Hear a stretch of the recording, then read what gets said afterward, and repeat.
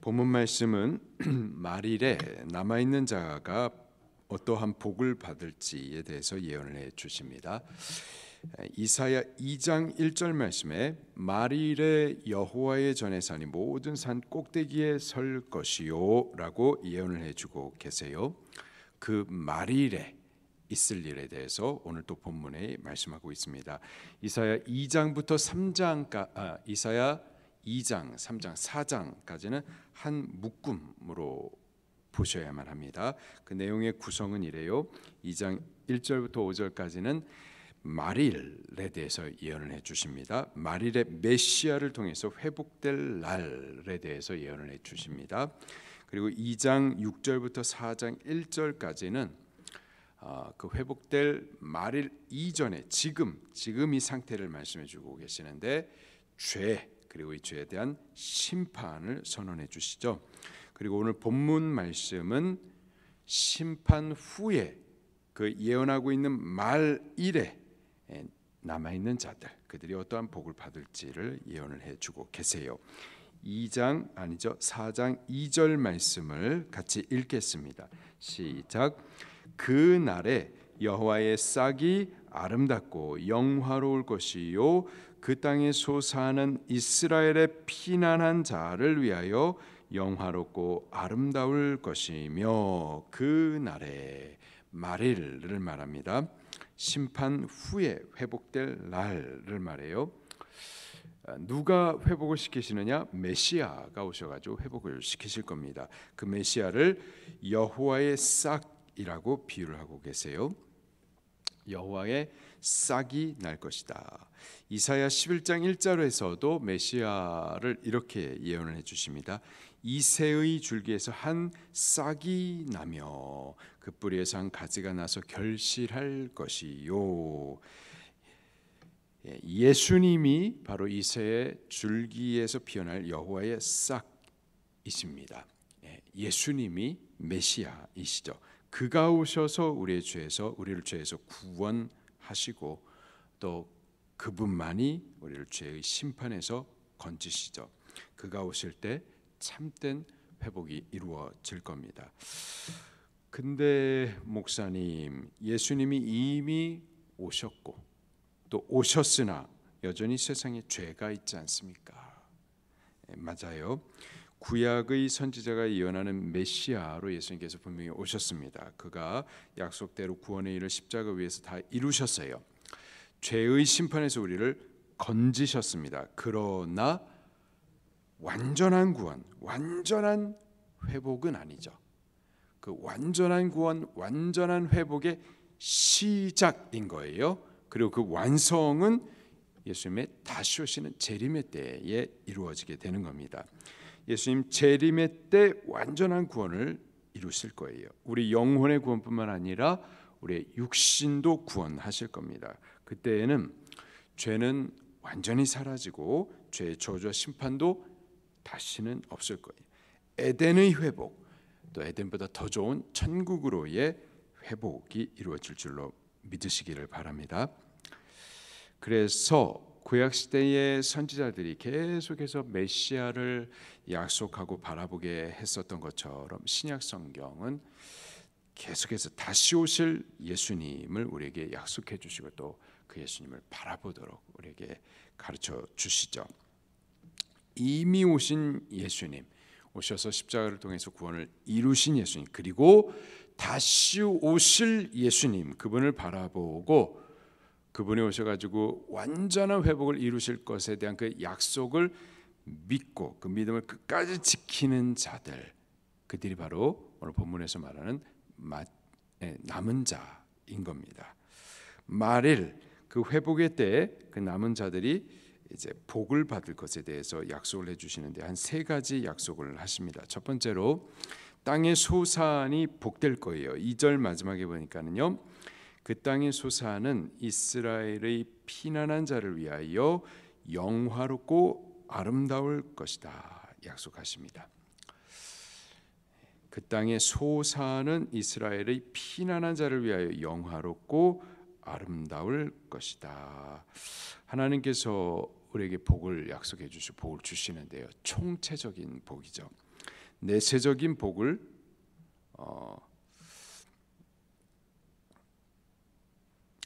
우리에게 약속도 해주시지만은 그 증거로 현세적인 복을 또 누리게도 해 주시고요. 또 우리 영혼 구원에 관한 이러한 신령한 복을 주시기도 하고 또 우리 육신을 위한 땅의 기름진 복도 약속을 해 주시죠.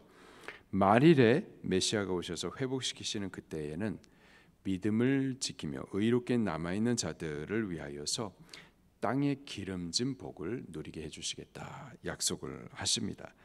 두 번째, 거룩하다 칭함을 받는 복을 받게 될 거예요. 3절 말씀을 또 같이 읽겠습니다. 시작. 시온에 남아있는 자, 예루살렘에 머물러 있는 자, 곧 예루살렘 안에 생존한 자 중 기록된 모든 사람은 거룩하다 칭함을 얻으리라. 어두운 때, 죄인들이 득세하고 악인들이 형통한 때, 죄인의 때, 그때에는 믿음의 의인들은 괴로움을 당합니다. 미움을 받고 핍박도 당해요.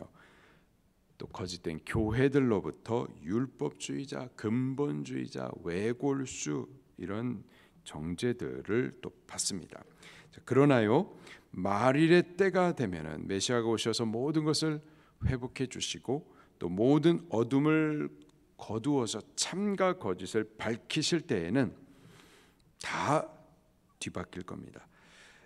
그리고 그때에는 참으로 믿는 우리를 향하여서 이들이야말로 참교회, 참 신자다라고 주님께서 모든 증인들 앞에서 친히 증거해 주실 줄로 믿습니다. 우리 믿음에 대해서 칭찬해 주실 줄로 믿습니다. 상을 베풀어 주실 거예요. 천군 천사 또 모든 증인들 앞에서 이들이 의롭게 남은 자들, 거룩한 자들이라고 칭하여 주실 줄로 믿습니다. 지금은 바르게 믿으려고 하면은 그것을 오히려 조롱하고 핍박하죠. 그러나 말일에 주께서 메시아로 다시 오시는 바로 그때에는 지금 바로 믿는 이 믿음에 대해서 거룩한 자들, 그때 주님께서 모든 사람들 앞에서 증거해 주실 줄 믿습니다. 마지막으로요, 완전한 보호도 받게 될 거예요. 5절과 6절 말씀입니다. 시작.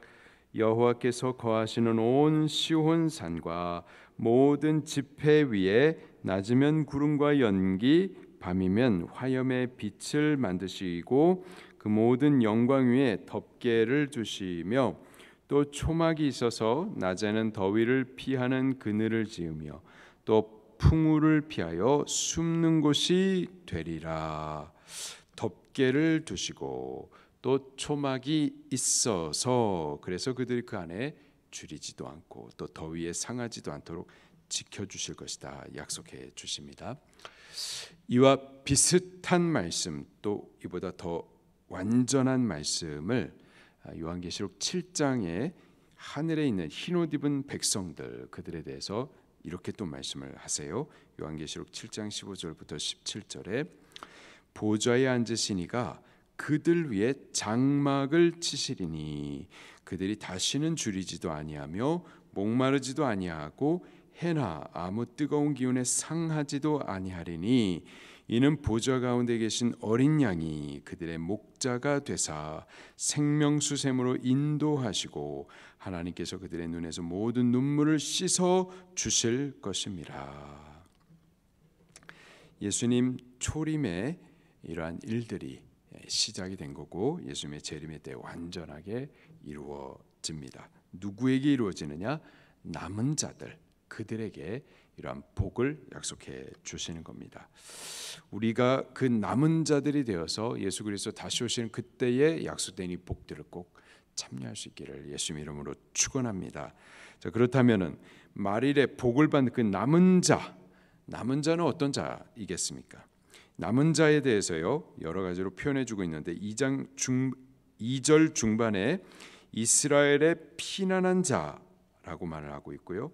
또 3절에서는 시온에 남은 자, 또 예루살렘에 머물러 있는 자, 예루살렘 안에 생존한 자 이렇게 소개를 하고 있습니다. 믿음을 지킨 자, 자를 말해요. 3장 10절에 보니까 하나님께서 이사야를 통해서 이렇게 외치게 하셨는데요. 너희는 의인에게 복이 있으리라 말하라. 그들은 그들의 행위의 열매를 먹을 것이로다.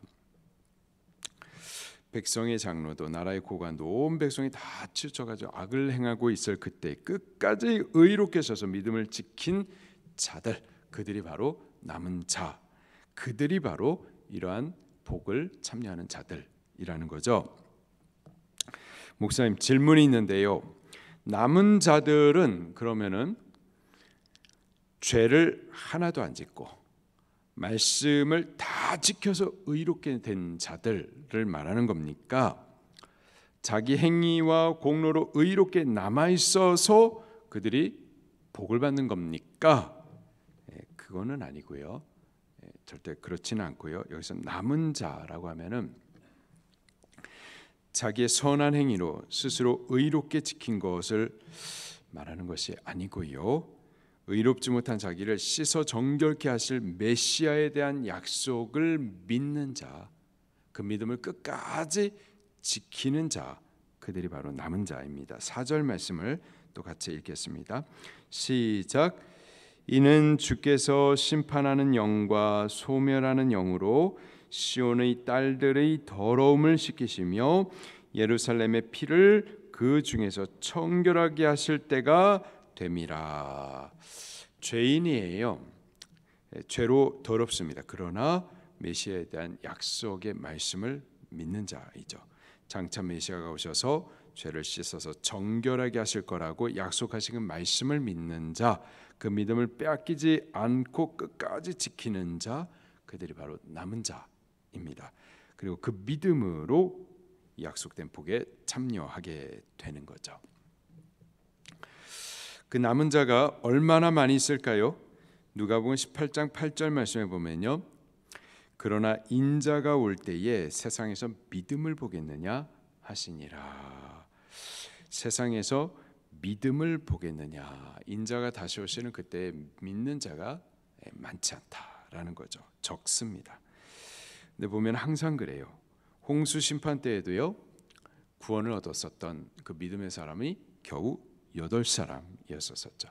예수님께서 그 홍수 심판의 때를 빗대어서 하시는 말씀이 인자의 재림하실 때에도 그와 같을 것이다. 그와 같이 얼마 없을 것이다 라는 거죠. 반대로요. 크고 넓은 길을 가는 자들은 많습니다. 그 길이 멸망이라고 가르쳐줌에도 불구하고 많은 사람이 그 길을 택하여 가요. 믿는다라고 나도 믿어 라고는 말을 하는데 다시 오실 메시아를 사모하거나 기다리지 않습니다. 믿음을 지키기 위해서 싸우지 않아요. 믿음 없이 살아요. 믿음이 없는 겁니다. 인자가 다시 오실 때 끝까지 믿음을 지키는 그 남은 자 많지 않습니다. 적습니다. 우리가 그 적은 소수의 남은 자들이 꼭 될 수 있기를 예수님 이름으로 축원합니다. 다시 오실 예수님과 그 약속된 복을 사모하며 기다리는 자가 꼭 될 수 있기를 바라요. 믿음 빼앗기지 않으려고 분투하고 끝까지 남아있는 자, 그 남은 자로 설 수 있기를 예수님 이름으로 축원합니다. 말씀 붙들고 통성으로 기도하시겠습니다.